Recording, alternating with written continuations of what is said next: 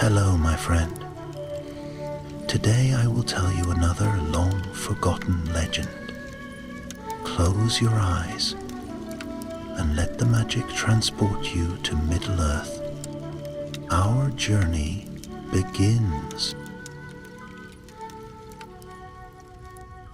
In the deep green heart of Middle-earth, where the light of day was softened by ancient leaves and the air smelled of moss and earth older than kingdoms, there stood a forest that men feared to enter, Fangorn, eldest of woods, and home to the shepherds of the trees.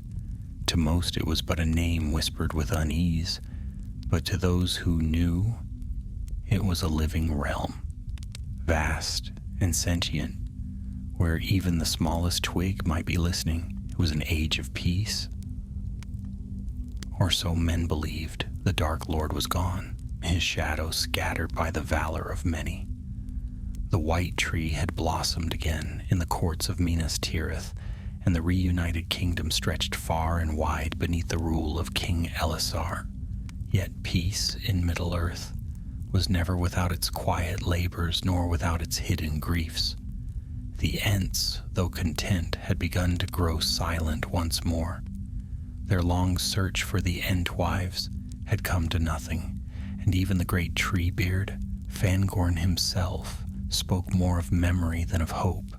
But change was stirring at the edges of that green world. It began with whispers, small, uncertain things, a night wind carrying the smell of smoke, the creak of a trunk that sounded more like pain than age, and then one morning, the birds did not sing in the eastern glades. Treebeard noticed, for he missed little in his slow and thoughtful watching. "Whom now?" he rumbled, standing beneath the boughs of an ancient oak, his mossy brow furrowed. "That is strange, very strange. The robins do not greet the sun, and the sun, she looks pale today." At his side stood two younger Ents, tall but not yet weighed down by centuries of thought. Birchbark was lean and pale-limbed, quick in his speech for one of his kind. Rowan-root was thicker, reddish of trunk and slower to stir, but his heart was kind and steady. They had been born long after the War of the Ring, grown from the seedlings of trees that had survived Saruman's ruin. The forest was their cradle and their charge, and though they were still learning the slow patience of the Ents, they burned with a sense of duty that could almost be called youthful. "The trees are frightened," Birchbark said, bending to press his great wooden hand against the soil.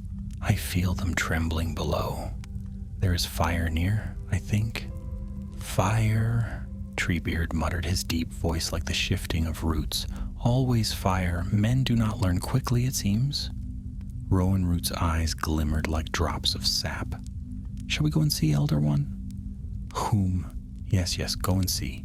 The forest grows uneasy, and that is never good." Treebeard's gaze turned northward, where a gray mist drifted between the trees. "Take the Ent path along the Entwash, but be wary. Do not let your branches show in open ground. The world of men is full of sharp eyes and sharper axes." The two younger Ents bowed their heads, bark creaking in solemn assent. But as they turned to go, a shadow moved among the ferns, a man cloaked in green and gray, his face partly hidden by a hood. "Hohum," Treebeard said with a sound like distant thunder. "And who comes so softly to Fangorn's roots?" The man lifted his head, and the glint of a silver brooch, shaped like a star, caught the light. "A friend," he said quietly. "Ilarion, son of the North, ranger of the King's Guard. I bring tidings from the Eastfold." Treebeard leaned down, eyes like deep wells of amber. "Ah, I know that name. The Dunedain. Long have you walked the wild places, little one?" Ilarion smiled faintly, for to be called little one by an Ent was no insult. It was simple truth. Strange tales are told in Edoras, he said. Woodcutters vanished by night, smoke seen rising from the Entwash Vale. Some say the forest itself moves against them. Birch bark made a low sound, half rumble, half sigh. The forest remembers those who wound it. That it does, Treebeard said gravely. But I fear it is not the forest that moves now. It is the old wounds reopening. He turned his great head toward the ranger. You have come far, Ilarion. Will you walk with my young ones? They go to seek the cause of this unrest. Ilarion hesitated only a moment, then nodded. Gladly. For if there are men trespassing under your boughs, they should answer to their king's law, or to the forest itself. Treebeard regarded him for a long moment, his gaze full of ancient measure. Be gentle with the trees, child of men. They do not forget even when they forgive. With that, the Entmoot was ended. Birchbark, Rowan-root, and Ilarion set forth through the dim ways of Fangorn. The ranger walked softly, though even his light step was loud compared to the Ents, who moved like the slow bending of shadows. The forest closed behind them, swallowing their trail in green silence. As they traveled eastward, the air grew heavy. The scent of smoke became clear, bitter, and wrong, mixed with the acrid tang of oil and metal. Once, they found a patch of ground where the grass had been scorched, and a blackened stump oozed dark sap that smelled of poison. Rowan-root knelt beside it, and his great wooden fingers trembled. This was not a storm fire, he said. This was kindled. Birchbark's limbs stiffened, his bark whitening. Kindled by what? Ilarion stood quietly, hand resting on his sword. By men, he said at last, but not by any in the king's service. This is no common firewood. They burn for purpose. And in that moment, deep beneath the ancient boughs, something shifted. A long-forgotten dread stirred, like the echo of Saruman's cruelty, returning to haunt the world of green and leaf. The forest listened, and somewhere far away an owl cried once mournfully. Treebeard's voice came faintly upon the wind, as if the trees themselves carried his words. Be wary, my friends. The forest has tears yet to shed. And so began the last great stirring of the Ents, the story of the tears of the immortal forest. For 3 days and 3 nights the companions journeyed eastward through the vastness of Fangorn. The forest deepened as they went, the trees crowding close together, their trunks like pillars of an endless green hall. No wind stirred beneath that canopy, and the light came only in narrow shafts, catching the slow dance of dust and pollen like drifting gold. Birchbark strode at the front, his long arms brushing aside hanging vines. His pale bark gleamed faintly, as if reflecting the memories of moonlight even in the day. Rowan-root came behind, each footstep measured and heavy. And between them walked Ilarion, quiet, alert, and wary of every rustle in the shadows. Once, long ago, this ranger had fought beside King Elisar in the wars that ended the shadow. He had seen black fires and the fall of towers, yet even now the forest's silence set his heart uneasy, for there was a weight upon that stillness, as if unseen eyes watched from every bough. At sunset on the 3rd evening, they came to the edge of a clearing. Smoke hung over it, thin and gray, curling upward through the branches. The smell of it was sharp, mingled with something fouler, tar and burning resin. Ilarion raised his hand, signaling for stillness. Men have been here, he whispered. Birchbark leaned forward, his wooden face darkening. They dare cut here, within Fangorn's roots. Rowan-root's limbs creaked as he bent, touching the blackened ground. This is fresh. Only a day old, perhaps 2. They stepped into the clearing, and the ranger's heart clenched. Half a dozen trees lay fallen, their trunks hacked by iron axes, their sap bleeding freely. Great stumps stood like gravestones amid the ash. One tree, a mighty fir, had been half burnt, its heartwood hollowed out by flame. Ilarion knelt and ran his fingers over a fragment of charred bark. It left a dark smear upon his hand that shimmered faintly, oily and strange. "What craft is this?" he murmured. Birchbark crouched beside him, sniffing the residue. "It is not of the forest," he said slowly. "There is poison in it, fire that does not die with the wind."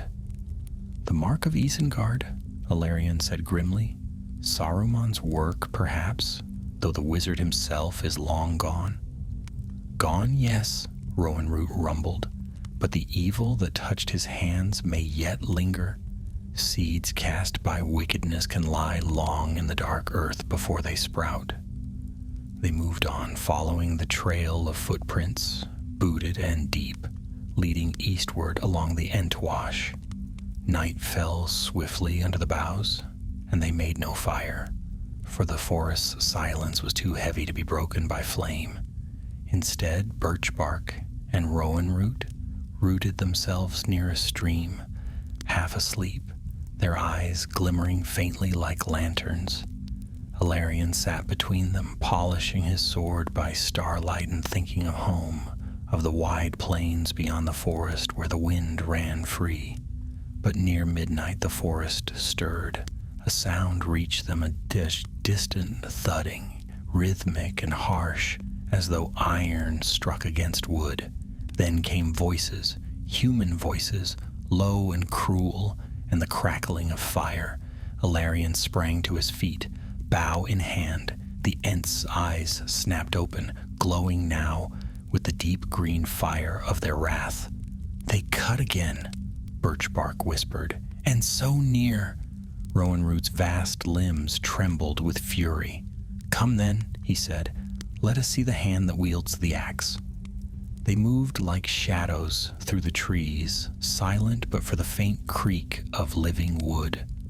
The sounds grew clearer, laughter rough and mocking, the ring of metal, the snap of branches thrown into flame. Through the tangle of roots and undergrowth, they came at last upon a camp of men.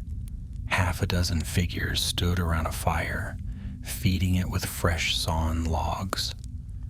Their leader was a tall, broad man, with hair the color of rusted iron, and a scar down his cheek. His armor was mismatched, and his eyes gleamed with greedy light. "Faster, you dogs," he barked. "The buyer will pay double for this black timber. The forests of the mark may wither, but gold does not rot." The others laughed, working their saws faster. Ilarion's breath hissed between his teeth. "That is no lawful trade," he whispered. "King Alessar forbade all felling within these bounds." "And they mock his word," Birchbark said darkly. Rowan-Root's voice was like the groaning of the earth. "No man may take what Fangorn guards." Before Ilarion could answer, Birchbark stepped forward from the shadows, towering and wrathful, his bark gleaming white in the firelight. The laughter of the woodcutters died at once. "What devilry?"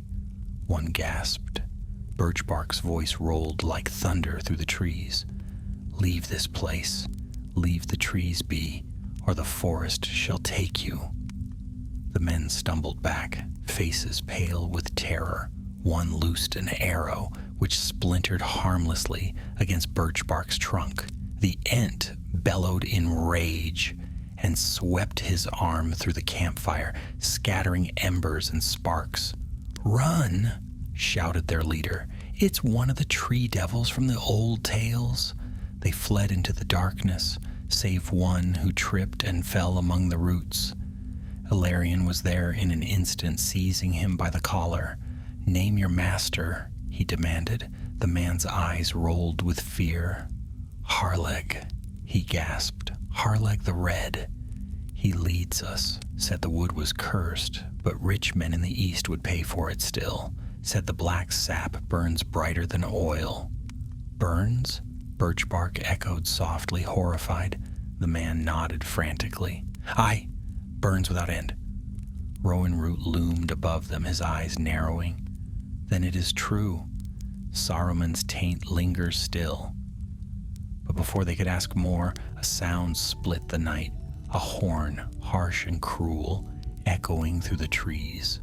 The captive's face went white. "He's coming," he whispered. "Harleg comes." Ilarion turned sharply. "We must go." Birchbark hesitated, looking back toward the clearing. "The trees here, they are crying." "Then we shall return," Rowan Root said grimly, "and their tears will be avenged." They melted once more into the dark of Fangorn, leaving the dead fire to smolder in silence. Behind them, the horn sounded again, and the forest shivered as if in dread. When at last they halted far from the burning glades, Treebeard's deep voice echoed faintly through the night, carried by the whispering leaves. "Whom come back to me, my young ones? The forest stirs and war walks again beneath the boughs." And as the dawn broke pale and cold over the woods, Ilarion looked eastward and saw, far off, a thin column of smoke rising from the edge of the world, a dark finger pointing toward doom. The Ents stood silent beside him, and though they did not speak, the air trembled with their slow and gathering wrath. For in the heart of the forest, Fangorn was awakening. Morning came gray and still, and the air was heavy with the smell of smoke drifting from the east. The three companions, Ilarion, Birchbark, and Rowan Root, stood upon a rise where the forest thinned toward the plains of Rohan. From there they could see, far off, a faint glimmer of water where the Entwash wound its way like a silver serpent. But beyond it, black stains marred the land. Burned copses, felled trunks, and the pale scars of axes upon once green hills. "The wound spreads," Birchbark murmured. His pale limbs quivered as if in pain. "Each dawn I hear the roots whispering of loss. They cry beneath the soil." Rowan Root placed a heavy hand upon his companion's shoulder. "Hold fast, brother. The forest has endured darkness before. We will not let it fall again." Ilarion gazed long across the fields. "Harleg's men must have come from the Eastfold," he said.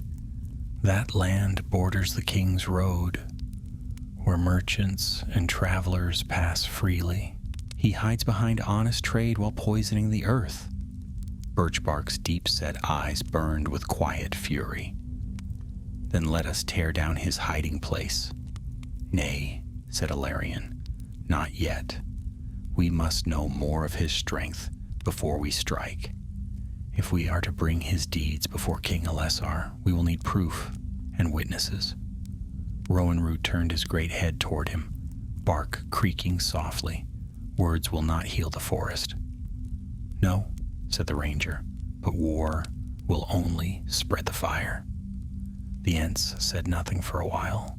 The wind moved faintly among the leaves, whispering of sorrow. Then at last, Birchbark bowed his great head. "You speak wisely, son of men. We shall move with care." They set off once more, following the trail of ash and broken branches that led toward the plains. The forest grew thinner with every step. Sunlight fell stronger, harsher, and the songs of the trees faded behind them. When at last they reached the outer edge of Fangorn, they halted among a stand of birches that trembled in the wind. From there, the land fell away into low hills where men had built a camp of timber and iron. A pall of smoke hung above it. The sound of saws and hammers drifted faintly on the air, Dozens of figures moved below, men in rough mail, their faces grim, their hands black with sap and soot. At the center of the camp stood a great pyre of logs, bound with iron rings. Around it, barrels were set, barrels that leaked a dark, glistening oil. Even from afar, Ilarion could see the strange shimmer of that black substance, and his heart turned cold. Rowan Root's deep voice rumbled softly. "They are brewing fire," Ilarion nodded. "Fire that cannot be quenched. I have seen its like only once before, in the ruins of Isengard." At that, Birchbark drew himself to his full height, towering even above Rowan Root. "Then this must end," he said. "Now." But before he could move, Ilarion caught his arm. "Wait. Look there." A group of men emerged from a large wooden hall at the camp's heart. At their head walked a tall figure in a dark cloak, his hair the color of dried blood. His eyes gleamed like coals beneath his brow. In his hand he carried a staff, bound at the top with twisted metal that pulsed faintly with red light. "Harlig," Ilarion whispered. "It must be." The red-haired man strode to the pyre and struck its side with the butt of his staff. "More oil," he roared. "Feed it. The buyers from the east will want proof of its strength." One of his men hesitated. "But the trees, those that burn, curse us in their dying, Lord. The forest groans all night. It is not natural." "Fool," Harlig spat. "Would you fear whispers from dead wood? There is power in this forest, yes, but it is ours now. Saruman may be gone, but his fire lives on in these roots. We take what the White Wizard left behind." The men obeyed, though unease shadowed their faces. They rolled the barrels forward, spilling the dark oil onto the pyre. It hissed as it soaked into the timber, and a foul smoke rose from it, stinging even the eyes of the watchers far above. Ilarion's hand gripped the hilt of his sword. "He defiles the forest with the remnants of Saruman's craft. This cannot continue." Birchbark's voice was low and trembling with wrath. "The forest will not endure such torment." "Then let the forest answer," said Rowan Root. As night descended, they waited for the moon to rise. When its pale light spread across the hills, the Ents moved. Their great forms slipped like shadows through the mist, silent as drifting clouds. Ilarion followed, his bow ready, his heart thundering in his chest. Down they came upon the camp with sudden fury. The first warning was the crack of splintering timber as Birchbark tore down the outer fence like straw.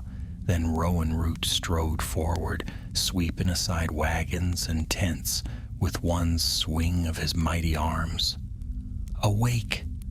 Awake, you felled ones!" Rowan Root cried, his voice booming across the plain. "Your brothers call for vengeance!" The men shouted and ran for their weapons. Fire spilled from the overturned barrels, licking greedily at the ground. Amid the chaos, Harlag stood unmoving, his red hair flaming in the light. He raised his staff, and with a word the pyre burst into sudden roaring flame. The black fire leapt high, spreading in unnatural waves that clung to the trees and would not die. The air filled with a shrieking hiss as the cursed oil ignited. Ilarion loosed his arrows, striking down two of Harlig's men who rushed forward with torches. "Rowan Root," he shouted, "the fire, it will consume the forest." But the Ents were already fighting for their lives. Birchbark caught a burning wagon in his arms and hurled it into the river beyond, where it hissed and sank.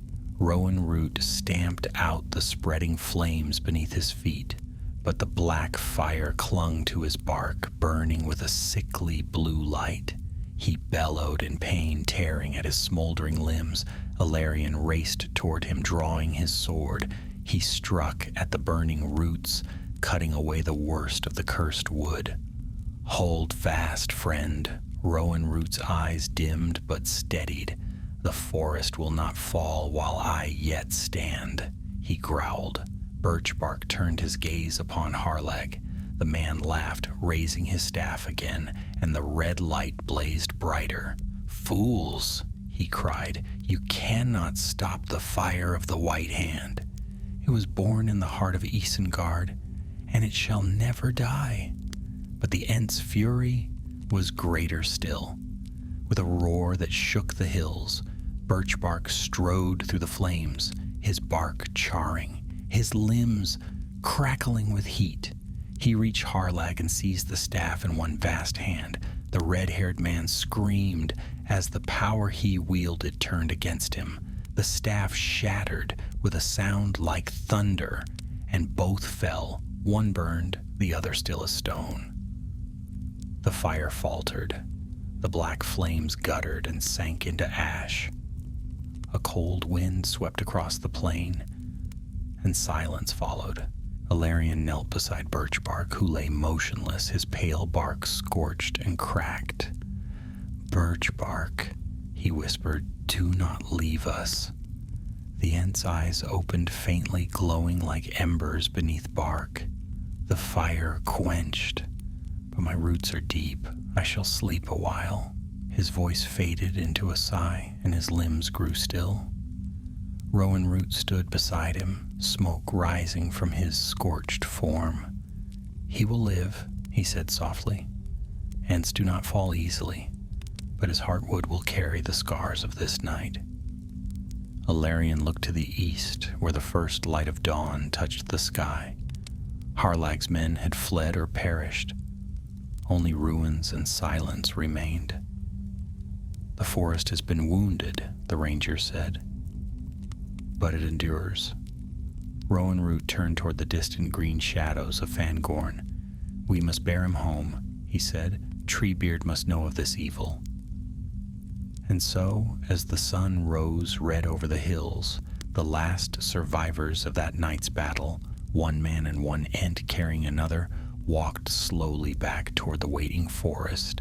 Behind them, the cursed camp lay in ashes, and the dark oil seeped into the soil, waiting to be washed clean by time and rain. But the forest did not rejoice, for even victory can taste of sorrow, and the trees of Fangorn whispered to one another in grief. The age of peace had not yet come. Far away, in the shadowed heart of the wood, Treebeard stirred from his slumber, feeling the tremor of their coming, and knew that the time of the Ents' long silence was over. When dawn broke over the high boughs of Fangorn, the forest seemed to breathe again. Mists curled like ghostly ribbons between the trunks, and the sound of the Entwash murmured faintly from afar. Ilarion walked in silence beside Rowan Root, who bore Birchbark in his arms. Though the young Ent's bark was scorched and split, faint light still glimmered beneath his surface, a sign that life endured. The ranger's cloak was torn and blackened by smoke. His sword hung at his side, dull with ash. Every step seemed heavier than the last. They had won, yes, but at a cost that weighed upon them like lead. At length they came to a glade where the sunlight fell soft and golden. Rowan Root laid Birchbark down upon a bed of moss, his great form creaking with weariness. He knelt beside his fallen companion, pressing one vast hand over Birchbark's chest, where a slow pulse of green light beat faintly. "He sleeps," Rowan Root murmured. "His roots must reach deep to drink again of the forest's strength." Ilarion looked about them. The glade was quiet, untouched by the fires that had scarred the eastern fringe. A small stream wound its way between stones, its water clear and cold. Here the air smelled of life. "Let him rest," Ilarion said softly. "This place will guard him." Rowan Root nodded, and I must go to Treebeard. He must hear what was done. The shadow that lingered in Isengard has found new hands to serve it. I will come with you, said the ranger. The king must be warned also, but first let us tell the eldest shepherd of the trees. So they set forth once more, following the deep paths that only the Ents knew. As they went, Rowan Root began to sing in a low, mournful tone, a song older than the mountains. It told of green ages past, of the first forests that had covered Middle-earth before men awoke, of sunlight upon uncounted leaves, and of the Entwives who had wandered long ago into lands beyond the river. Ilarion listened in silence. Though he did not understand the words, their sorrow touched his heart. He thought of the dead trees along the plains, of birch bark's burned limbs, and of the men who had chosen greed over life. They traveled through the day and into night. The forest deepened, growing older with every step. Great trunks rose like pillars carved by the hands of forgotten gods. Moss hung thick upon them, and the air was heavy with the scent of damp earth and age. Strange eyes glimmered faintly in the shadows, creatures older than fox or owl, who watched but did not move. By the next morning they reached Welling Hall. There, beneath a tall hill crowned with ancient trees, the air was cool and sweet. Water spilled from a spring among the roots and ran down into a wide pool clear as glass. Treebeard stood beside it, motionless at first, so still he seemed part of the hill itself. But when Rowan Root's step shook the ground, the great Ent stirred, his mossy beard swaying as he turned his wise eyes upon them. Whom, he rumbled, his voice like thunder rolling in a distant valley. Rowan Root, my young friend, and you bring one of the swift folk of men. What tidings out of the east? The forest has been restless of late. Even the willows of the western eaves whisper uneasily. Rowan Root bowed his great head. The whispers are true, Elder One. A shadow returned in the form of men. They came with axes and with fire, the black fire of Isengard reborn. Treebeard's brows drew low. Hroom. The old poison again.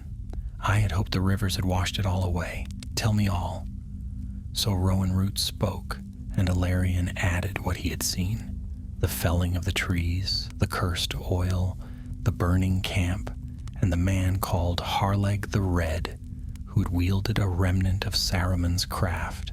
Treebeard listened in silence, the slow creak of his limbs the only sound. When the tale was done, he sighed deeply. A sorrowful thing indeed. Saruman's hand was clever, but his folly spread far. Seeds of his mischief still sprout, even in this new age of men. Rowan Root's voice rumbled low. What shall we do, Elder? The forest bleeds. Treebeard looked to the south, where sunlight pierced through the canopy like golden spears. We will heal what we can. The Ents will wake those who slumber still. The trees of the eastern marches must drink again and grow. And you, my young ones, must learn patience. The hurts of trees mend slowly. Then his gaze turned upon Ilarion. But for men time runs swifter. You must carry word to your king, son of the Dunedain. Tell him the old evils smolder yet, waiting for kindling. Ilarion bowed. I will go, Treebeard, but first, one of your kind lies wounded. Birchbark fought bravely to quench the fire.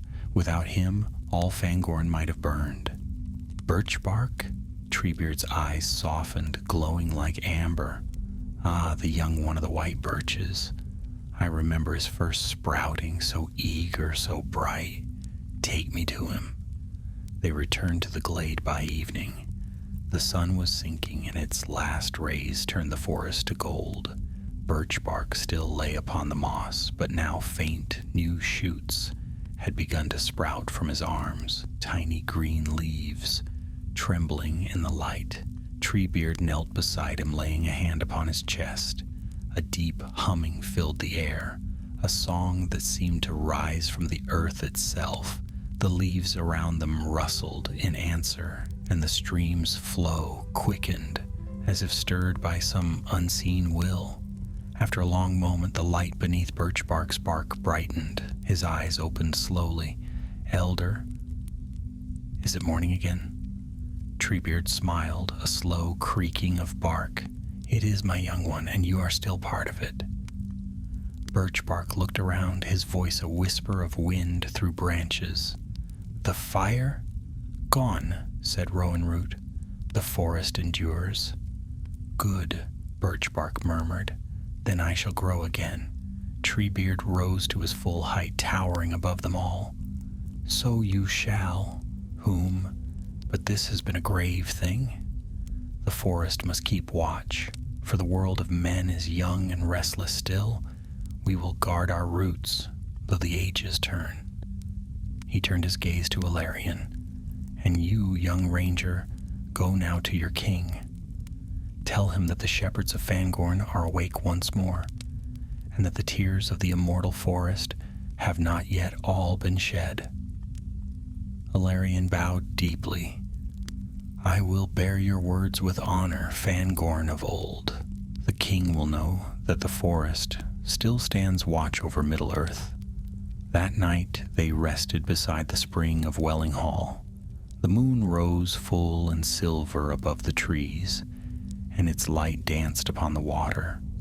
The Ents stood unmoving, their shadows long and solemn. Ilarion sat apart, gazing into the pool where the stars trembled in reflection. He thought of all he had seen, the greed of men, the courage of the Ents, the sorrow of the forest, and he wondered if any peace could truly last in a world so wide and wild. Yet when he closed his eyes, he heard faintly the song of the trees, deep and steady, like the heartbeat of the earth itself, and he knew then that as long as the forests stood, hope would never wholly fade from Middle-earth. When dawn came again, Ilarion took his leave. The Ents stood in silent farewell, tall as towers, their eyes gleaming with the light of ancient ages. He bowed once more to Treebeard, who said only, "Whom, farewell, little friend. May your feet find green roads, and your heart stay true." Then the ranger turned toward the open plains, the first sunlight upon his cloak, and vanished into the golden fields of Rohan. Behind him, Fangorn whispered, a deep, endless murmur of roots and leaves, of sorrow and renewal, and though the age of the Ents was fading, the forest yet lived. It would remember the fire, the pain, and the courage of those who stood against it. Its tears would fall softly with the rain, nourishing the new green that would rise again, as it always had, from the ashes of the old. Ilarion rode hard across the plains of Rohan, the golden grass bent beneath his steed's hooves, shimmering like a sea beneath the morning sun. Behind him, the green line of Fangorn faded into mist, and before him lay the wide lands of the Riddermark, rolling and endless. The wind was cool, smelling of earth and horses and the far cry of hawks. He had left the forest at dawn, bearing Treebeard's words in his heart. Now he sought Edoras, where the white banners of the horse lords still flew from the high hill. For the king of the reunited realm often rode there in these peaceful years, meeting with the sons of Eomer to strengthen the friendship between their peoples. But peace, Ilarion thought grimly, was a fragile thing. Smoke still rose from the eastern border of Fangorn, and who could say how far Harlag's greed had spread? By noon he reached the ford of the Entwash. There he dismounted to let his horse drink, kneeling by the water's edge.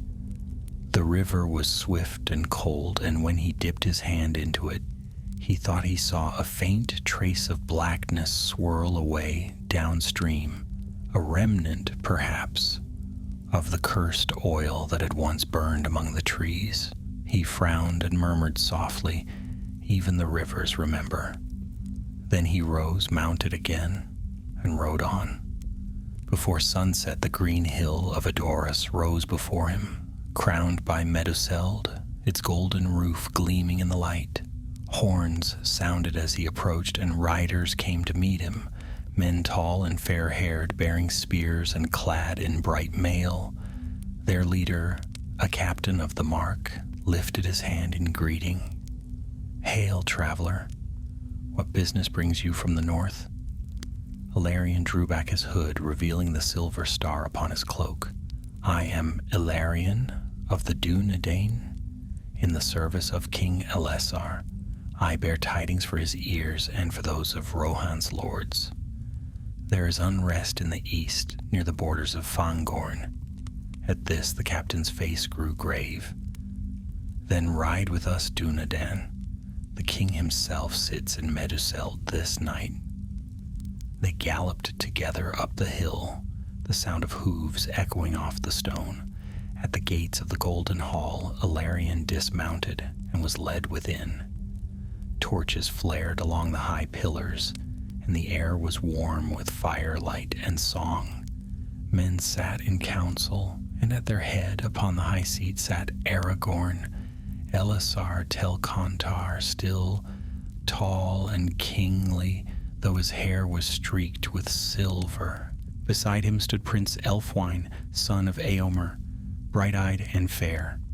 When Ilarion entered, the king rose, smiling faintly. "Ilarion, faithful among my northern kin, you have been long away. What brings you from the wild?"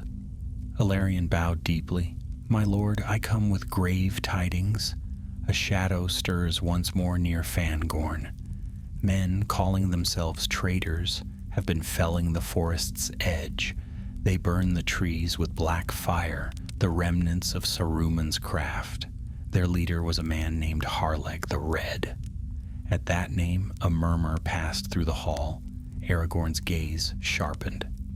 "Harleg? That name is not unknown to me. He once served among the lesser captains of Isengard before the fall. I had thought him slain." "He lived, my lord," said Ilarion, "and carried with him a remnant of the White Wizard's sorcery. But he is no more.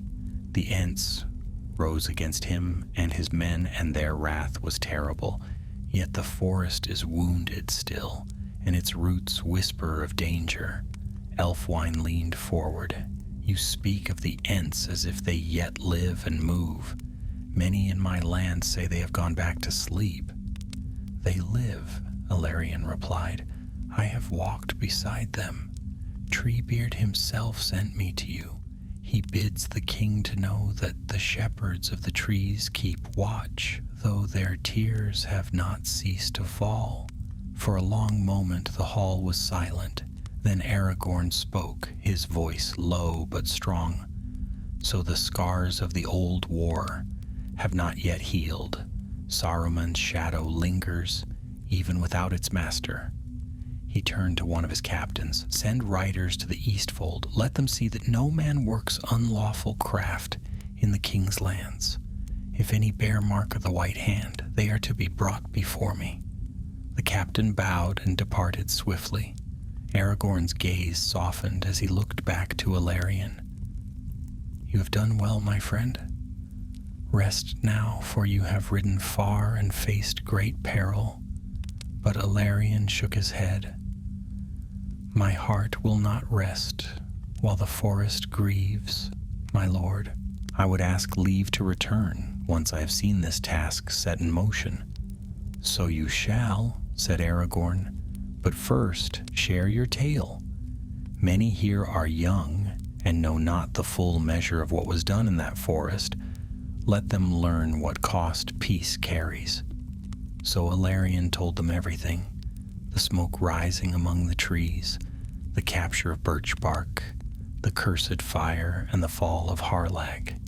As he spoke, the hall grew silent. Even the crackling of the torches seemed to fade, until his last words hung in the air like the tolling of a bell. When he was done, Aragorn rose. "Middle-earth has known many victories," he said, "but even the smallest battle fought for life and light must be remembered. The forest stands because a few would not yield. That is no small thing." Then the king turned to Elfwine. "Send word to your riders. Let none fell a tree near Fangorn without leave of its keepers. The friendship of the Ents is a treasure not lightly lost." The prince bowed deeply. "It shall be done, my king." That night, as the council dispersed, Aragorn walked alone with Ilarion to the door of the hall. The moon shone over Edoras, silver upon the thatch and stone.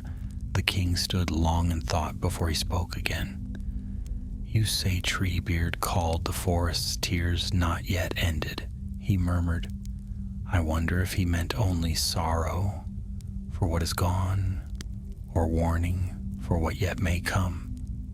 Ilarion looked eastward toward the dark horizon where Fangorn lay unseen. "There is still unrest in the land, my lord.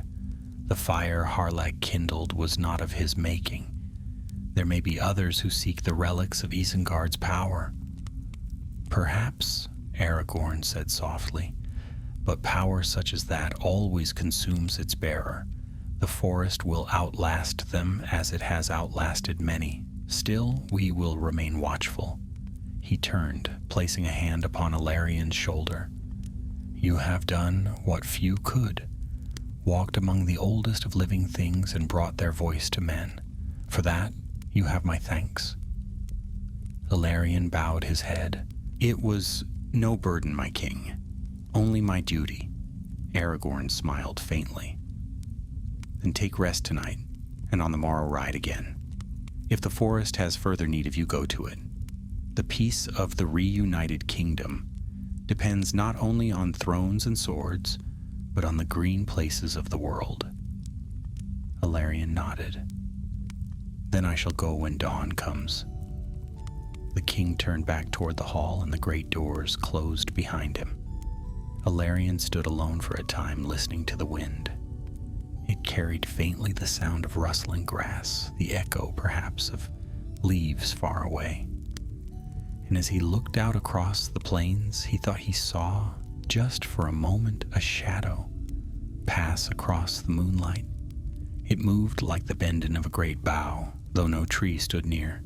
He smiled faintly. "Good night, old forest," he whispered.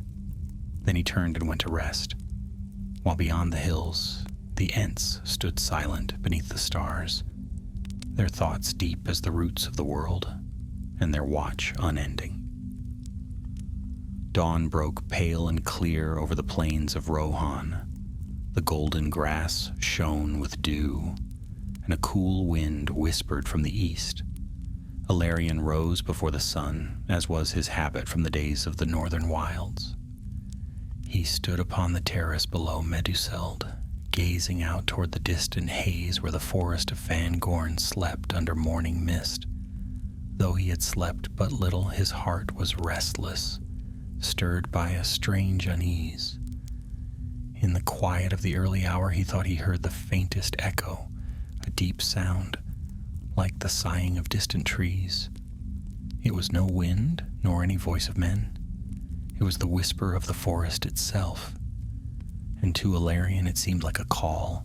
He turned as soft steps approached behind him. A woman stood there, cloaked in gray and silver.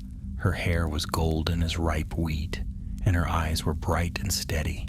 It was Lady Edwin, daughter of Elfwine and granddaughter of Eomer Eadig, who had inherited her forefathers' courage and calm.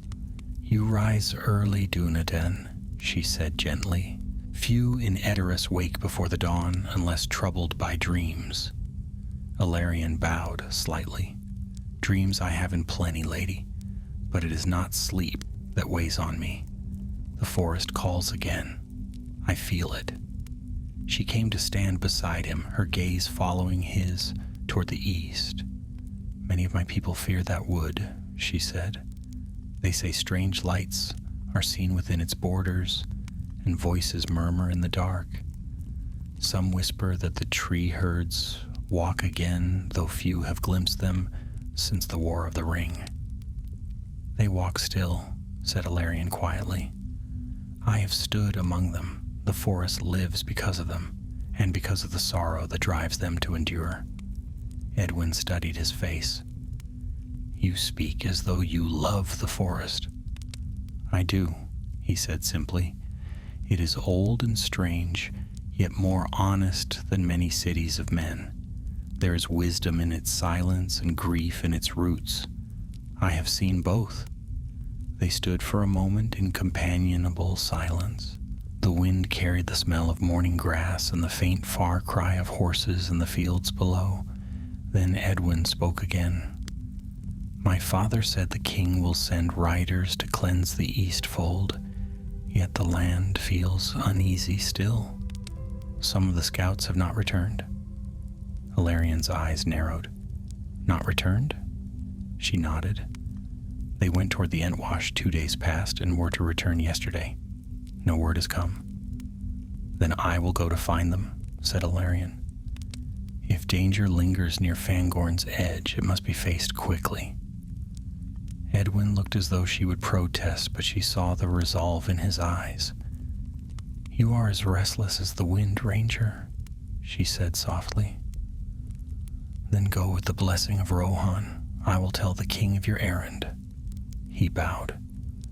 "My thanks, lady. May the Valar guard your hall." By midday he had gathered a small company, 3 riders of Rohan, chosen for their skill and loyalty. Their names were Harthred, bold and laughing, Shiorl, grim and silent, and young Leothin, barely more than a boy but eager for deeds of renown. Together they rode eastward, the hooves of their horses drumming like thunder across the grass. For 2 days they followed the Entwash upstream. The air grew heavy with damp, and the smell of pine and moss returned. Birds flew less often, and sometimes at night they heard faint cracks in the distance, sounds like axes striking wood. On the 3rd day they came upon a desolate sight. A small glade lay blackened and burned, its trees twisted and dead. The ground was scarred with deep ruts where wagons had passed, and in the midst of the ruin lay a body, one of the king's scouts, face down among the ashes. Ilarion dismounted and knelt beside him. The man's armor was scorched, his hand still clutching a broken spear. His face, when turned, bore an expression not of fear, but of bewilderment, as though he had seen something that no mortal should. Shiorl muttered an oath. By the Golden Hall, what did this? Ilarion examined the ground. No axe marks, no sign of battle save for the fire. Yet the fire did not spread. It burned only here, as if bound to one place. Leothin swallowed hard. Then it was witchcraft. "Perhaps," said Ilarion, though his eyes were fixed on a patch of blackened soil near the man's hand. He reached down and lifted a shard of metal, twisted, half melted. Upon it was the faint remnant of a white symbol, a hand, fingers splayed. The Dunedain's face hardened. "The mark of Saruman," he said. The riders looked at him in disbelief. "But Saruman is dead!" cried Harthred. "Aye," said Ilarion, "yet his works may still breathe through those who worship power. The forest warned me this was not ended." He looked toward the dark fringe of Fangorn rising ahead. "We ride no further by day. When night falls, we will go on foot." That evening, under a sky heavy with clouds, they entered the forest's edge. The air grew thick, cool, and strangely still. Their torches burned with wavering light, and now and again the sound of dripping water echoed far off, though no stream was near. Leothan whispered. "It feels as though the forest watches us." "It does," said Ilarion. "Tread softly and do not draw steel unless I bid you." They pressed on, following a faint trail that wound between towering trunks. After an hour's walk, the path opened suddenly into a clearing, and what they saw froze them in place. A ring of trees stood around a pit of black earth, and in that pit burned a strange fire, blue and cold, though it gave off no smoke. Around it lay the bodies of men in dark cloaks, their faces hidden by hoods. None moved, but from the ground came a faint whispering sound, as though voices spoke from beneath the soil. Ilarion stepped forward warily. "Stay where you are," he said to the riders. He knelt beside the pit, studying the corpses. One clutched a glass vial still half full of dark liquid, the cursed oil. So, there were others who had learned Harlag's craft. Then a low voice spoke from behind the nearest tree. "You should not have come here, son of the North." Ilarion turned sharply, drawing his blade. A man stepped into view, clad in a tattered cloak of gray. His face was gaunt and pale, but his eyes gleamed with feverish light. Around his neck hung a talisman carved from black wood, marked with the white hand. "Who are you?" Ilarion demanded. The stranger smiled faintly. "Once I served the voice of Isengard. Now I serve what he left behind. Power does not die, Ranger, it merely waits." He raised his hand, and the blue flame in the pit flared higher. The corpses twitched. Kjorl cried out in horror, and Hearthred drew his sword, but Ilarion shouted, "Hold! The fire feeds on will. Do not give it your fear." He sprang forward, swinging his blade through the flame. It cut cleanly through the air, and the unnatural fire guttered, shrinking to a spark. The stranger staggered back, clutching his talisman. "Fool," he hissed, "you cannot stop what roots itself in the earth. The forest remembers Saruman's voice, and it shall answer again." Before Ilarion could seize him, the man struck the vial against the ground. A burst of smoke erupted, thick and choking. When it cleared, the stranger was gone. Only the pit remained, cold and silent, the blue fire quenched. Ilarion stood for a long moment, listening to the forest. Then softly he said, "So it begins again." He turned to the others. "We ride to Treebeard. The forest must be warned anew." And as they left that haunted glade, the wind rose among the trees, carrying a sound that might have been the sigh of leaves, or the distant, echoing laughter of something that once called itself wise. In that hour, the Ents stirred in their deep places, sensing the unrest that spread once more through the roots of the world.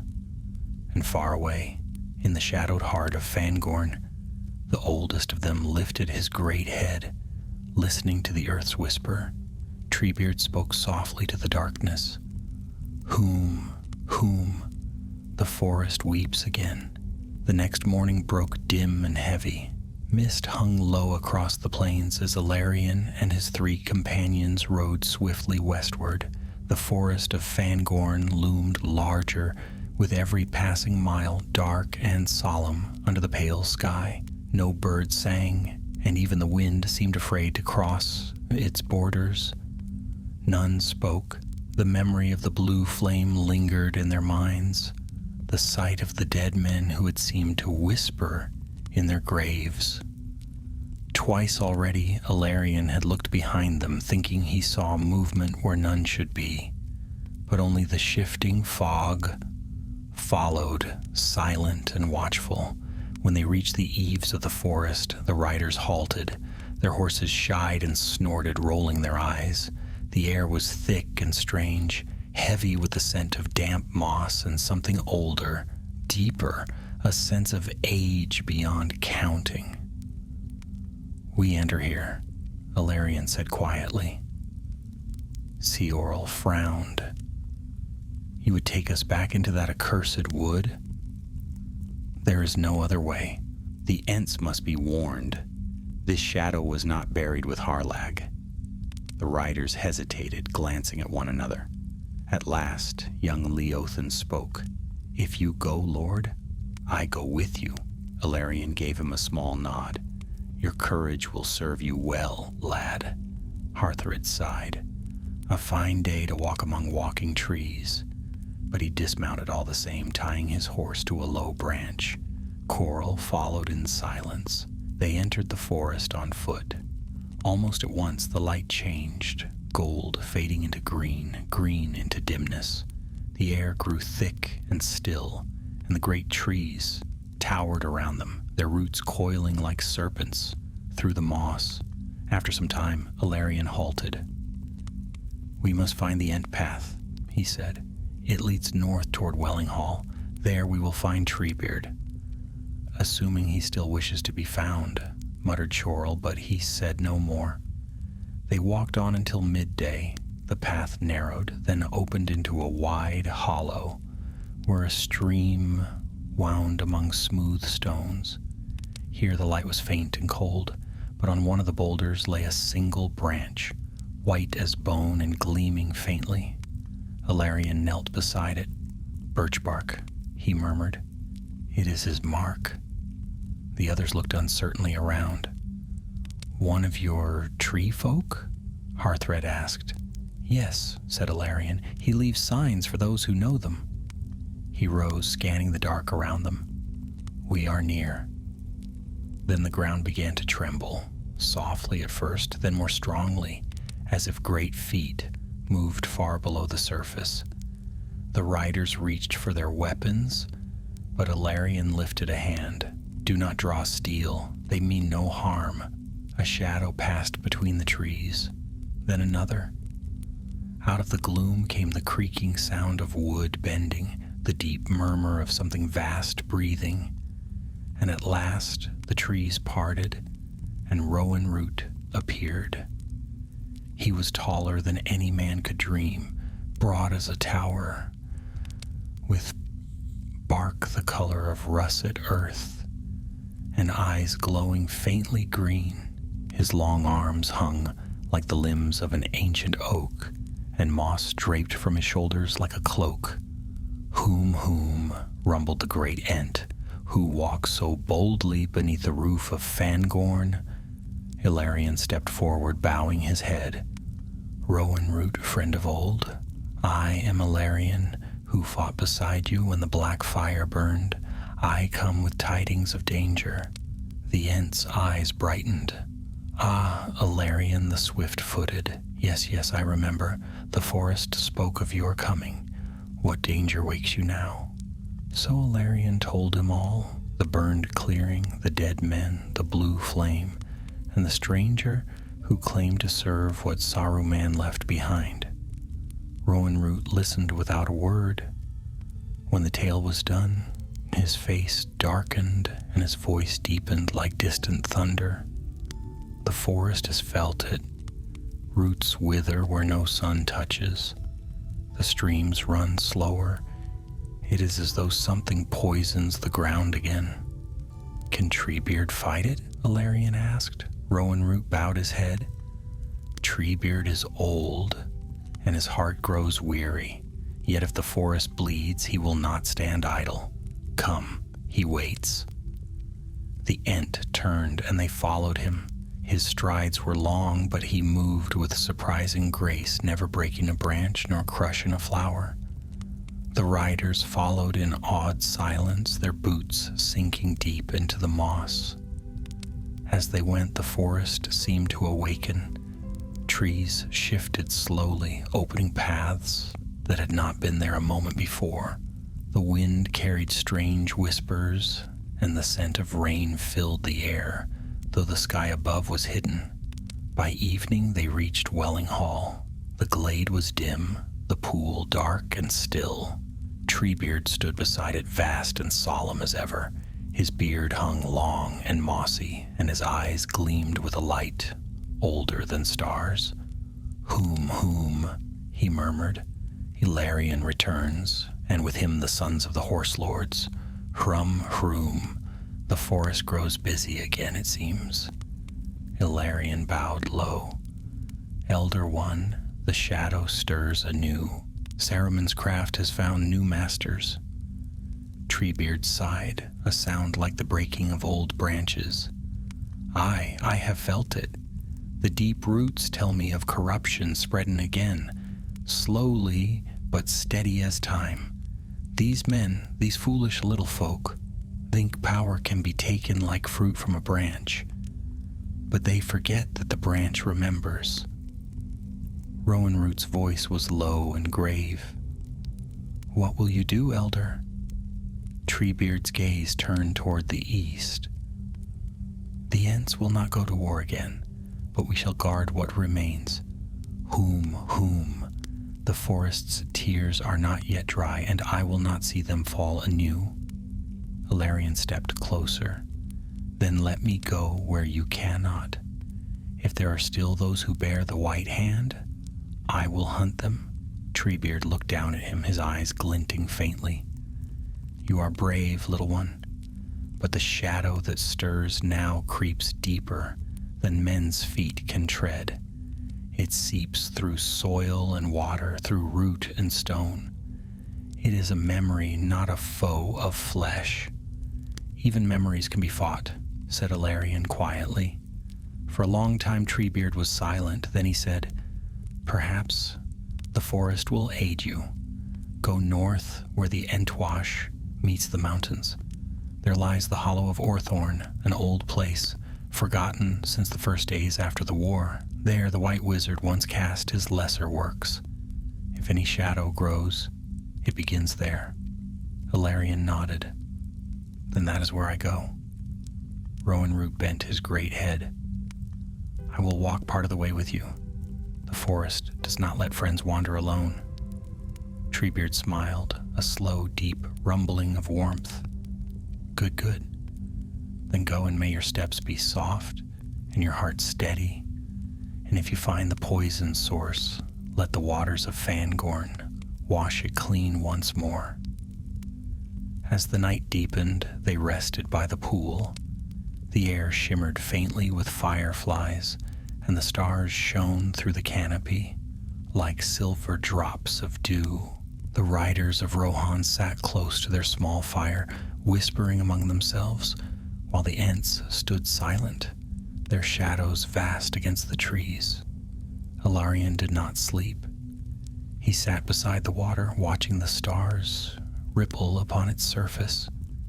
In his heart, he felt the weight of what was coming, some darkness that words could not yet name. The whisper of the forest lingered in his ears, deep and mournful. Beyond the glade, the wind rose, carrying with it the faintest echo of laughter. Cold, hollow, and distant, the ranger lifted his head sharply, but there was nothing to see, only the dark mass of the trees. He drew his cloak around him and whispered, Tomorrow then. Tomorrow we find the source.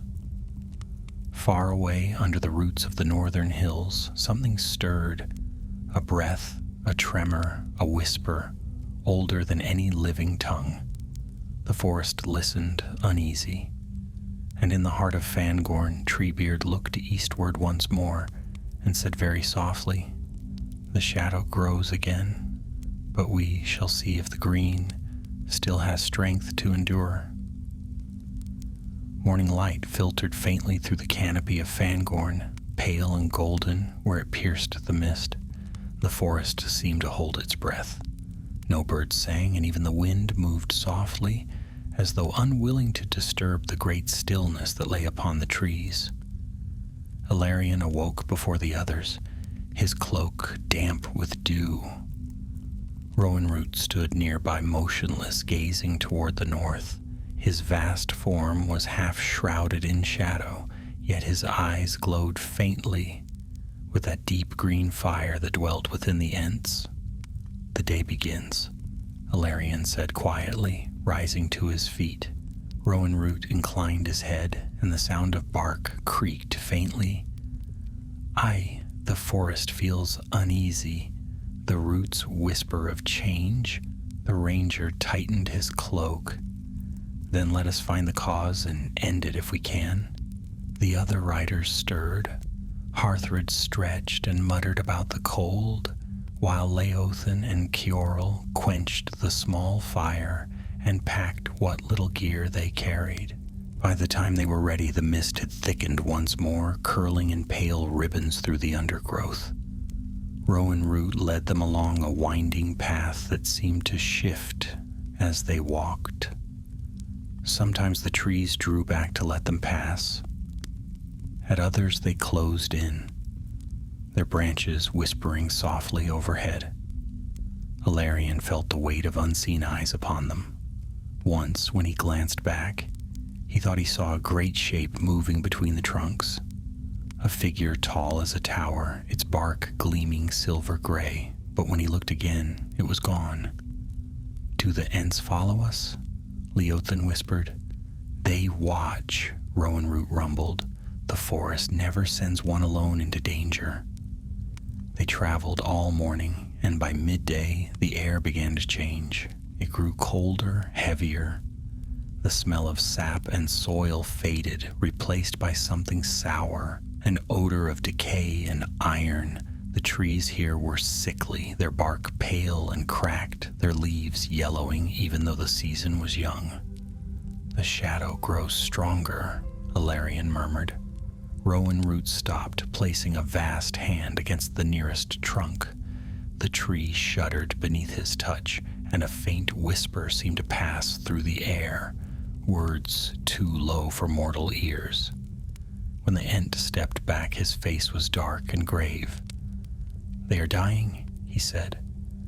"Their roots drink poison. The ground is foul here." Ilarion knelt, digging into the soil with his dagger. Beneath the moss, the earth was black and slick with some tar-like substance. He brought a handful to his nose and frowned. "The cursed oil," he said. "It seeps from beneath the ground. There must be more of it." Rowan Root's eyes narrowed. "Then the hollow of Orthorn lies near." They pressed onward, following the tainted scent. Before long they heard the faint sound of running water. The Entwash again, though here it moved sluggishly, its once clear surface clouded and dark. The stream ran out of a deep cleft between two hills, and the mouth of that cleft gaped like the entrance to a cavern. Ilarion's heart tightened. "The hollow," he whispered. They approached warily. The rocks were black with oil, and the air was thick with its acrid stench. Inside the cleft, faint blue light flickered. Ilarion turned to the riders. "Stay here," he said. "If anything happens, flee to Treebeard. Tell him what you have seen." Laothan shook his head fiercely. "We will not leave you." "You will do as I command," said Ilarion, more sharply than he intended. He softened his tone. "If this place is what I fear, I will need someone to carry word back. Do not throw your lives away." Rowan Root placed one great hand on the ranger's shoulder. "You will not go alone, little one. I will walk beside you." Together, man and Ent entered the hollow. The tunnel curved downward, the light growing brighter as they went. Its walls gleamed wetly, streaked with veins of blue fire that pulsed like the veins of some great living thing. The air burned in Ilarion's throat. At last they came to a wide chamber. There, at the center, lay a pool of black liquid that shimmered with a faint, eerie glow. The surface rippled, though no wind stirred it, and around the pool lay relics of ancient craft. Shattered glass vials, rusted tools, fragments of metal inscribed with runes. Rowan Root's deep voice shook the chamber. "This is the heart of the poison." Ilarion nodded grimly. "Saruman's last work, the oil that burns without flame drawn from the deep earth. He must have hidden his failed experiments here before Isengard fell. The Ent stepped closer to the pool, peering down into its depths. It moves, he said slowly. It listens. Ilarion, too, felt it. The strange pull at the edge of his mind, as though something within the blackness called to him. He forced himself to look away. "We must destroy it," he said. "If this poison reaches the rivers again, it will spread through all of Rohan." "How?" Rowan-Root asked. "Fire will only feed it. Water cannot quench it. It must be buried deeper than root or stone." Ilarion thought for a moment. Then he drew the small glass vial that the mad servant of Saruman had carried. Only a few drops of the cursed oil remained within. "If the source can consume itself," he said slowly, "if we cast this into the heart, perhaps it will collapse." Rowan-Root frowned. "It may also awaken what sleeps within." "Then we must take that chance." The ranger stepped to the pool's edge. His hand trembled as he held the vial over the black surface. For an instant, he thought he saw faces in the reflection, pale, shifting, half-human. Then he loosed his grip. The vial fell. It struck the surface with a sound like thunder, muffled beneath the earth. The pool convulsed. Blue light flared outward in jagged veins that crawled up the walls. The ground shuddered. "Run!" Ilarion shouted. Rowan-Root scooped him up in one massive hand and turned, striding back towards the tunnel as the cavern shook around them. The black liquid surged upward, spilling over the stone like a wave. A low roar filled the air, not of water but of voices, hundreds of them whispering in despair and rage. The Ent moved faster than Ilarion had ever thought possible. Stones crashed down, shattering against his bark, but still he ran. They burst from the cleft just as a blast of foul vapor erupted behind them, sending dark smoke rolling into the sky. They stumbled clear and turned to look back. The entrance had collapsed, sealing the hollow beneath tons of rock. From the cracks seeped black fluid that hissed and smoked when it touched the light. Ilarion coughed, covering his mouth. "Is it done?" Rowan-Root stood silent for a long time. Then he said, "The hollow sleeps again, but the poison remains. It will take long years for the forest to heal." The ranger nodded wearily. "Then we will guard it, the Ents above and men beyond the trees. None shall disturb this place again." They returned to the riders at the forest's edge. When the men saw them, they bowed their heads, awed and silent. Harthrid spoke first. "What lies below?" Ilarion looked back toward the hills. "A grave," he said quietly, "and some graves are best left sealed." The sky above them had cleared. The sunlight broke through the mist, glinting upon Rowan-Root's bark and turning it to gold. For a long time they stood there, watching as the black smoke thinned and faded. Then Rowan-Root spoke, his voice deep and soft. "The forest thanks you, Ilarion of the Dunedain. Few among men would walk so far for trees." Ilarion smiled faintly. "Not for trees only, my friend, for all that still lives beneath them." The Ent's eyes glimmered, and he inclined his great head. "Then may your path be green, and your heart remain as steadfast as stone." And so they parted at the border of Fangorn, the Ent turning back toward the deep wood, and Ilarion and his riders setting their faces west once more. The ranger did not look back until the forest had faded behind them. Then far off in the distance he thought he heard a faint sound, a low, endless murmur, like the sighing of leaves. It might have been the wind, or it might have been the voice of the forest itself singing softly of renewal after ruin. But in that song, beneath the sorrow, there was hope. a green and living strength that would endure long after the voices of men had faded into legend. The wind that swept the plains of Rohan carried with it the faint scent of rain and smoke.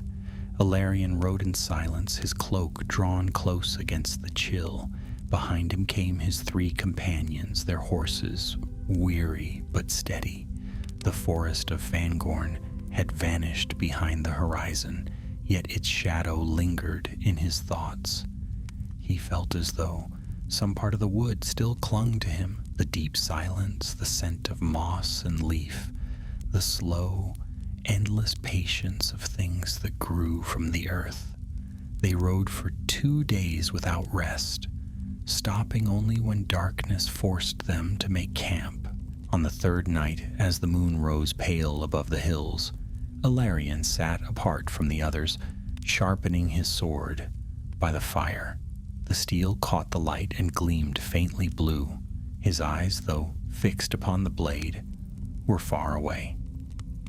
Harthred watched him for a while before speaking. "You are quiet, Ranger? Does the forest trouble your dreams still?" Ilarion smiled faintly. "I think the forest never truly leaves a man once he has walked beneath its boughs. It lives in his memory, both the beauty and the sorrow." Seorl grunted. "Aye, and it can keep its sorrow. I have no wish to walk those paths again. Give me open sky and honest wind." Leothan, young and eager, leaned forward. "But you saw the Ent, Kjorl. You saw Rowan-Root move and speak like a being of legend. My grandsire told me tales of them when I was a boy, and I thought them fancy. Now I know the old songs were true." Kjorl shook his head. "Aye, true and terrible. I'll not soon forget that voice." Ilarion looked into the fire, the flames reflecting in his gray eyes. "The Ents are the memory of the world. They keep what men forget. Perhaps that is their burden and their sorrow." The night passed slowly. When dawn came, it brought with it a light rain, cold and steady. They rode west, following the course of the Entwash, until they came again to the green lands of the Mark. By midday they reached the first of the villages under the rule of Edoras, a small place of wooden halls and fenced fields. Smoke rose from the chimneys, and children ran laughing between the houses. But as they drew nearer, the laughter died. The villagers stopped in their work and stared, fear darkening their faces. Ilarion dismounted, raising a hand in peace. "We come from Edoras," he called. "What troubles you?" An old man stepped forward, leaning on a staff. His beard was white as frost, and his eyes were wary. "Riders of the king are welcome," he said slowly. "But these are dark days. The river has changed.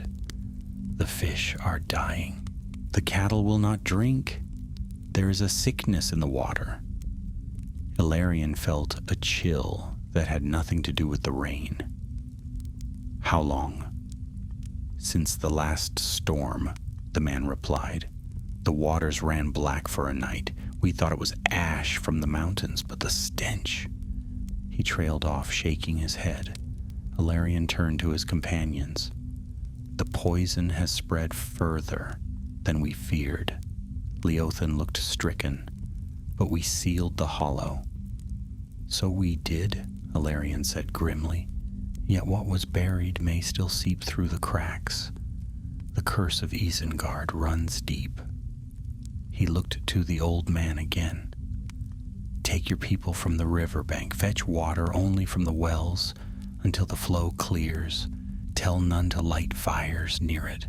The elder nodded, but fear flickered in his eyes. "What is it, Lord Ranger? What evil runs in the water?" Ilarion hesitated, then said quietly, "Something older than your memory and long thought dead, but it will be ended. That I promise." They left the village by dusk. Ilarion's mind was heavy with thought as they rode southward. The rain had ceased, but the clouds hung low, bruised and swollen, he watched the river running beside them, its current sluggish and dark. At nightfall, they camped again upon a rise overlooking the plain. The stars broke through at last, pale and distant. Rowan Root had spoken truly. The poison would take long years to fade. Yet Ilarion could not bear to wait upon years. He had seen too much of the cost of delay. He dreamed that night of fire. The forest burned again in his vision, trees twisting and crying out as flame devoured them. From the smoke rose a voice, low, mocking, and cold. It was not Saruman's, though it carried the echo of his pride. "You cannot kill what has no form," the voice said. "You bury one root, and 10 grow in its place." Ilarion awoke with a start, his hand upon his sword. The fire had burned low. Kjorl slept, but Hearthred was awake, staring eastward. "What is it?" Ilarion asked softly. The rider pointed. "Look there." Far off on the horizon, where Fangorn's edge should have been swallowed by darkness, a faint glow flickered, blue and sickly like the light of a dying star. "The forest burns?" Leothin whispered as he stirred awake. "No," Ilarion said slowly. "That is no fire. It is something else, something worse."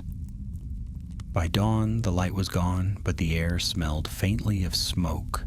Without a word, they turned their horses east again. The road back seemed longer than before. For 3 days they rode, their pace swift and relentless. When at last they reached the borders of the forest, they found the land changed. The grass was blackened in places, and strange ash lay scattered like gray snow. The trees closest to the plain leaned as if in pain, their leaves curled and brittle. At the foot of the forest stood Rowan Root. His great form was bowed, and his bark was streaked with soot. When he saw them, he raised his head, and the ground trembled faintly beneath his step. "Whom, Ilarion?" he said, his voice weary. "You were right. The poison wakes again. The hollow was not deep enough." Ilarion's heart sank. The pool burst? Aye, the roots could not hold it. Treebeard labors now to turn the streams, to draw the foulness away. But even his strength wanes. The old songs have little power over such craft. Where is he? Deep in the northern vale, where the rivers meet. He stands alone. Ilarion looked to his companions. "You have done more than I could ask. Return to Adoras. Tell the king what has passed. This task now belongs to the forest." Leothin shook his head fiercely. "You ride into death, Ranger. We will not abandon you." But Ilarion's gaze was firm. "This is not a battle for men. The shadow that lives here is older than your father's fathers. You would not stand against it. Go and guard the living." Kjorl bowed his head. "Then may the stars light your road." They clasped hands, and the riders turned their horses westward, leaving Ilarion to stand alone beside Rowan Root. The Ents' great eyes gleamed faintly as he looked down at the ranger. "You would face the darkness again?" "I will face it until it fades," said Ilarion. "One cannot turn aside when the green world bleeds." Rowan Root nodded slowly, a sound like thunder deep in the hills. "Then come.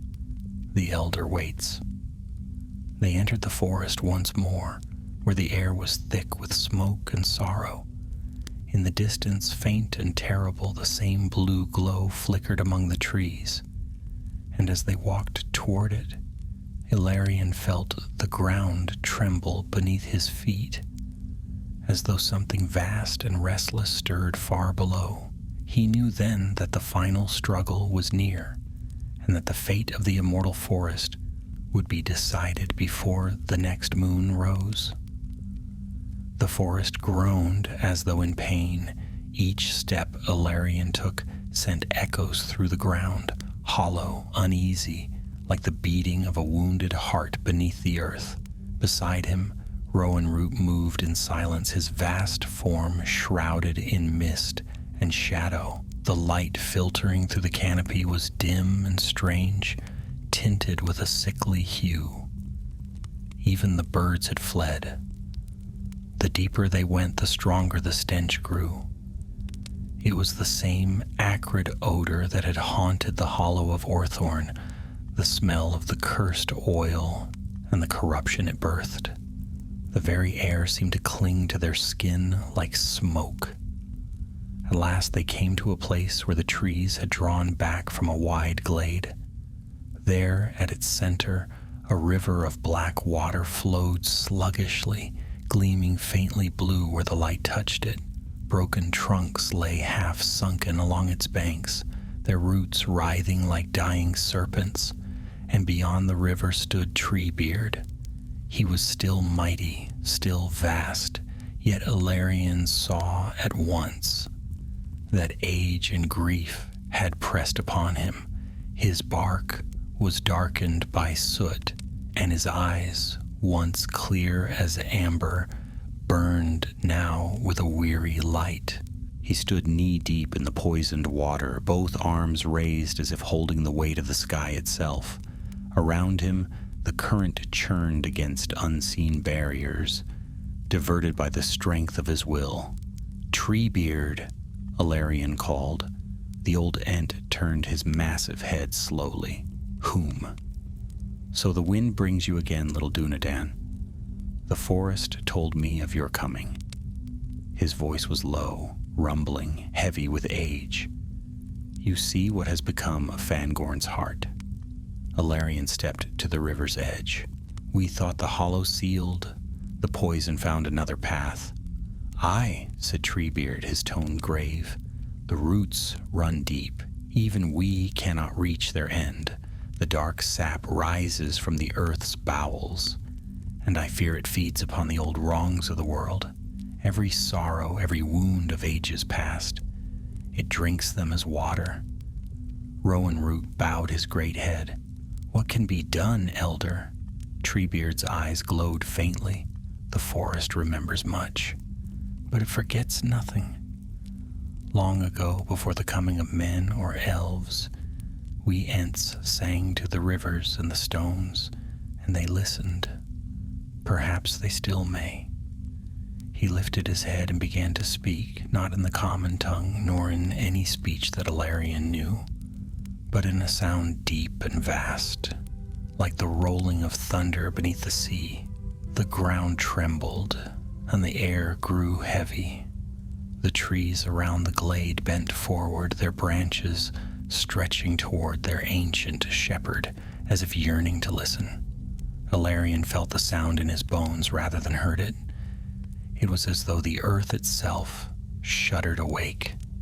The poisoned river darkened, swirling violently. Then came a crack like the snapping of mountains. From the water's heart burst a column of blue flame reaching high into the air. It twisted and took form, a figure tall and thin, half smoke and half shadow, crowned with fire that burned without heat. A voice followed, shrill and cold.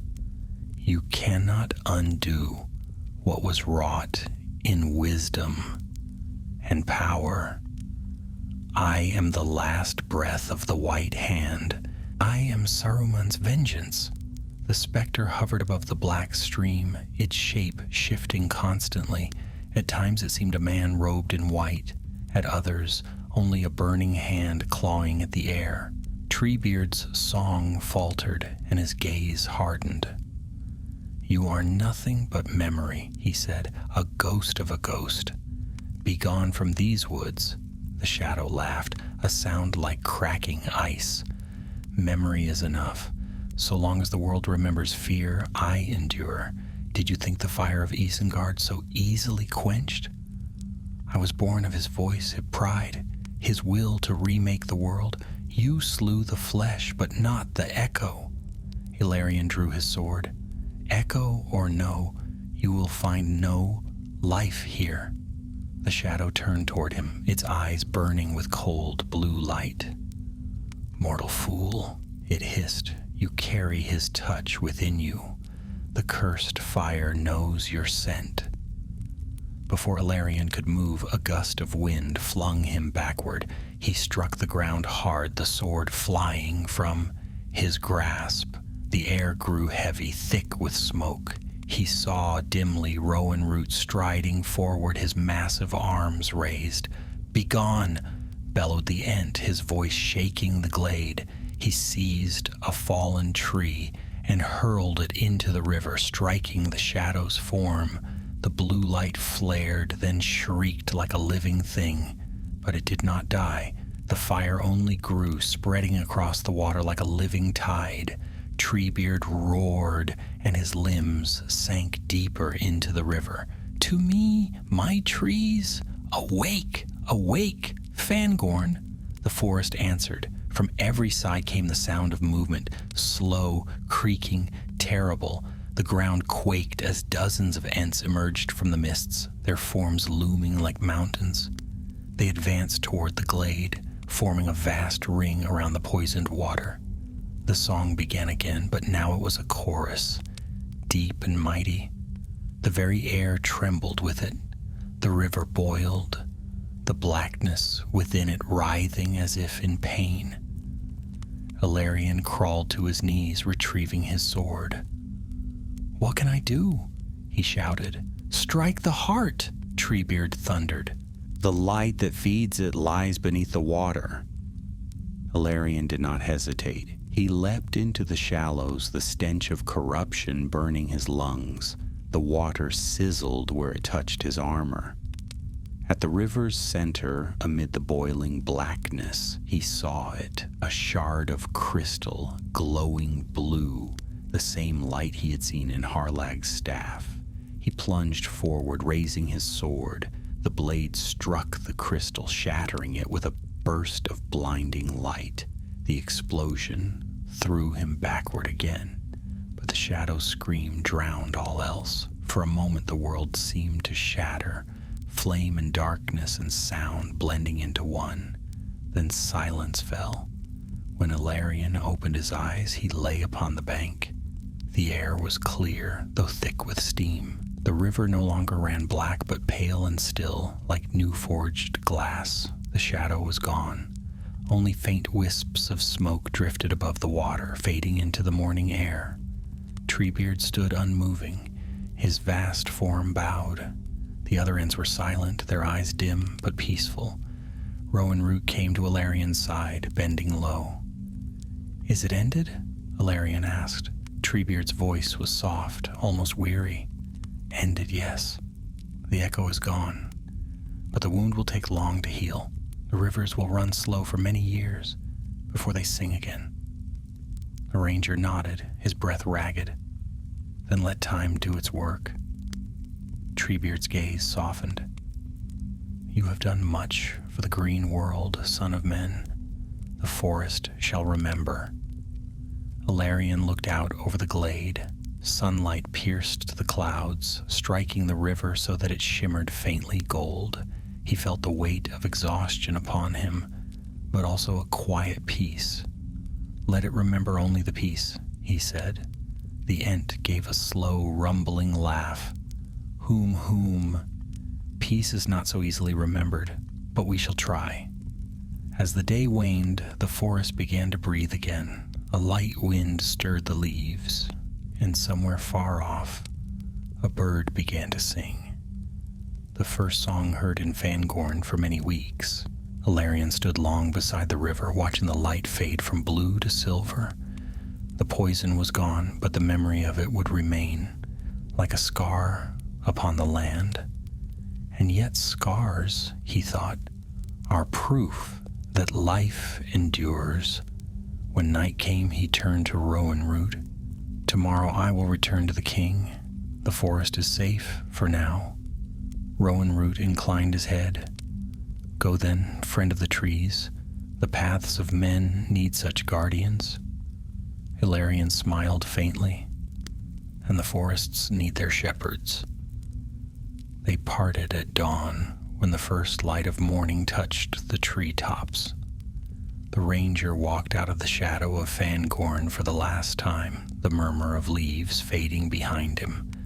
But as he crossed the plain, he looked back once, and he thought he saw Treebeard standing upon the hill, vast and still, watching the sunrise.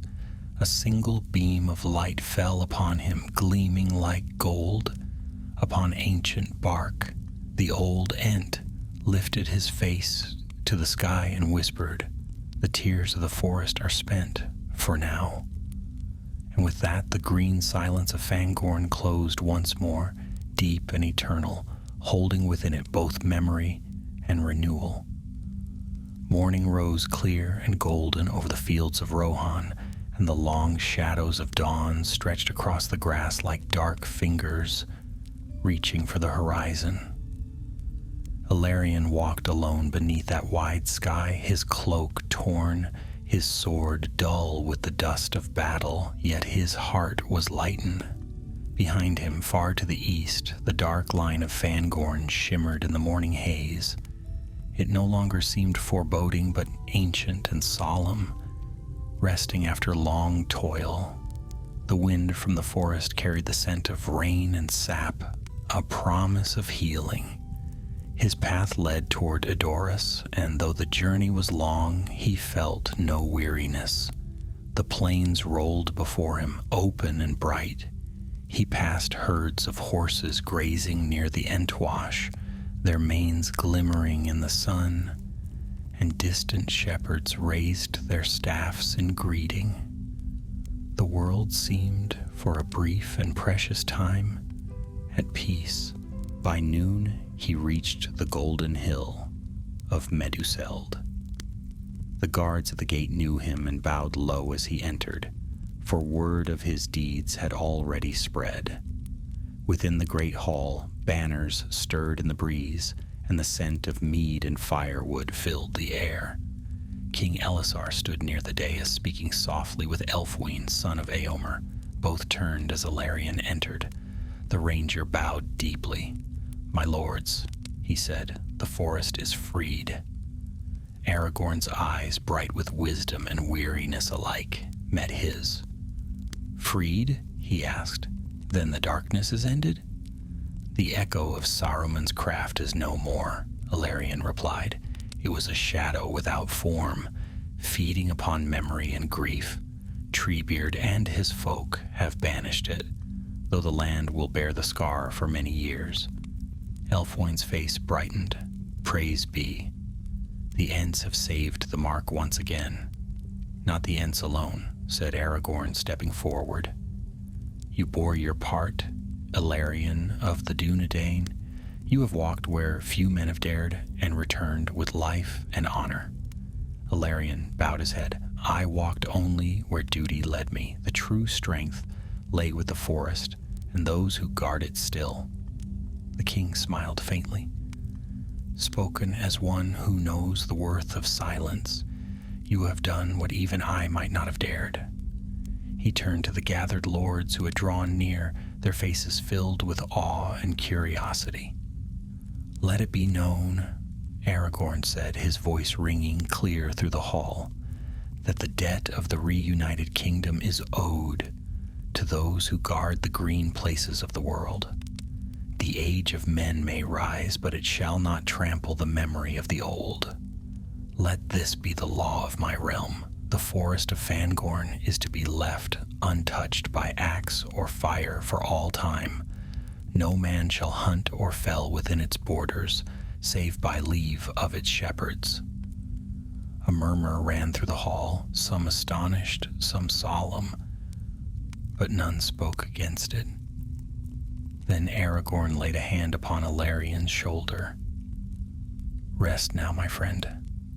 The road has been long and your task heavy. Stay in Edoras until the wounds of the past are mended." "I thank you, my king," Ilarion said softly, "but I am no man of courts or cities. When I have rested, I will return to the wild. There are still places in this world where the shadows cling, and I would see them fade." Aragorn's eyes glimmered. "As you will. The world has need of watchers such as you." For a time, Ilarion remained in the Golden Hall, tending to his wounds and finding peace among the people of Rohan. The Lady Edwin greeted him often in the courtyards, and together they spoke of the forest and of the songs of old. Her laughter lightened his heart, though he knew that his road would soon call him away again. When the rains came, the rivers cleared. The blackness that had once stained the Entwash was gone, and the grass upon its banks grew greener than before. Children of the villages played again by the water's edge, and the folk who had fled their homes returned. The land seemed to breathe once more. In the 3rd week of his stay, a messenger came from the east, a rider of strange aspect, tall and solemn, his cloak heavy with rain. He bore no banner, yet the mark upon his saddle was wrought in the shape of a leaf. He bowed low before the king and Ilarion alike. "Treebeard sends greetings," he said, "and bids the men of Rohan know that Fangorn wakes anew. The rivers run clear, the roots grow deep again. The song of the forest has changed, slow but full of hope." At this, Ilarion smiled. "Then the tears of the immortal forest are ended." The messenger inclined his head. "For now," he said, "but the elder would have you remember this, Dunedain. No peace lasts forever. The forest does not forget, and neither should men." Ilarion's expression sobered. "I will remember." When the rider had gone, he walked once more to the terrace that overlooked the plains. The clouds had broken, and the sun lay golden on the fields. From there, he could see the faint line of Fangorn far to the east, a sea of green rising from the horizon. He stood long in silence, listening to the wind as though it might still carry the whisper of the Ents' slow, rumbling speech. In his mind, he heard again Treebeard's voice. "Peace is not so easily remembered." That night, the people of Edoras feasted. They sang of victory, of the courage of men, and the guardianship of the forest. Ilarion sat among them for a while, but when the music rose high and the torches flared bright, he slipped quietly away. Outside, the stars burned clear above the thatched roofs. He walked to the stables where his horse waited, saddled and ready. A faint warmth touched his heart as he looked upon the open road. The world had changed, but it was still wide, still full of wonder, and still worth guarding. He mounted and turned east one last time. The wind carried the scent of grass and rain, and in it he thought he heard a far-off sound, the slow rustle of leaves, the deep hum of an ancient song. He smiled. "Sleep well, Fangorn," he murmured. "Your tears have not fallen in vain." With that he rode into the night, the stars his only companions. Behind him, the golden hall glowed softly, its light a beacon of hope against the dark. Ahead lay the wide plains, and the slow dawn of a new age, an age of men, watched still by the ancient and the wise.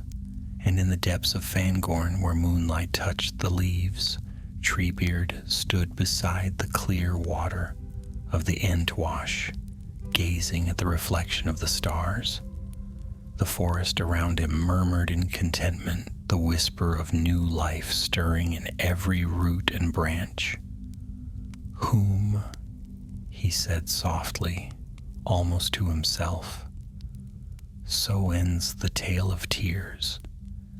Yet the song goes on." His voice faded into the rustling of leaves. The wind carried it far across the plains, through field and stream, through the quiet lands of men, until it became no more than a sigh in the distance, a reminder that though ages pass and empires fall, the old green heart of the world endures. And thus the story of the Ents tears of the immortal forest came to its gentle end. With the forest healed, the shadow dispelled, and the memory of both sorrow and courage living on, deep as the roots of the earth itself.